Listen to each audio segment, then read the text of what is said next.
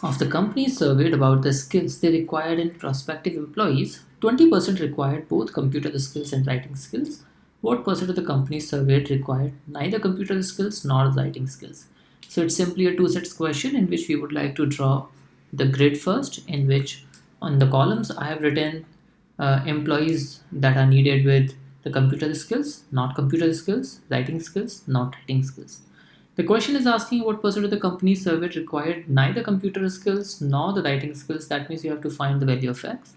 And it has already been given that 20% required both computer skills and the writing skills, which means this particular part is 20%. Now we have to see the statements to see whether x can be calculated using them or not. But before that, since we have to use this grid, so I'll quickly just copy this grid for different statements here. So for first statement here and for second statement we have the same grid here. Now let's quickly start looking at the first statement.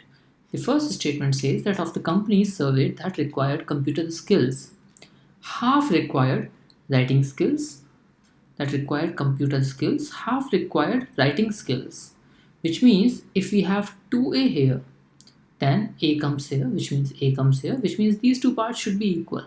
That means this part should also be 20, this part should be 40, this part should be 60. But x still can't be calculated because we do not have this particular part of the grid, and therefore the first statement alone is not sufficient to answer the question. We can rule out two options, option A and option D. Now let's look at the second statement. The second statement here says that 45% of the companies surveyed required writing skills but not computer skills. Now 45% of the total companies required writing skills but not the computer skills. That means this particular part is 45, which gives us that the sum of the first row, that means the total companies requiring the writing skills is 65, which means this part is 35. But still, because we do not have this part, therefore the second statement alone is not sufficient to answer the question, and we can eliminate option B as well. Now comes the two statements together.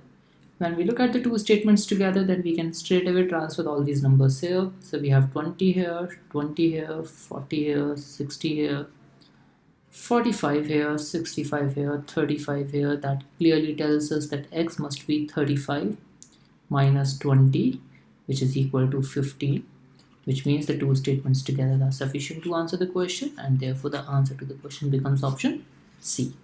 Thank you so much.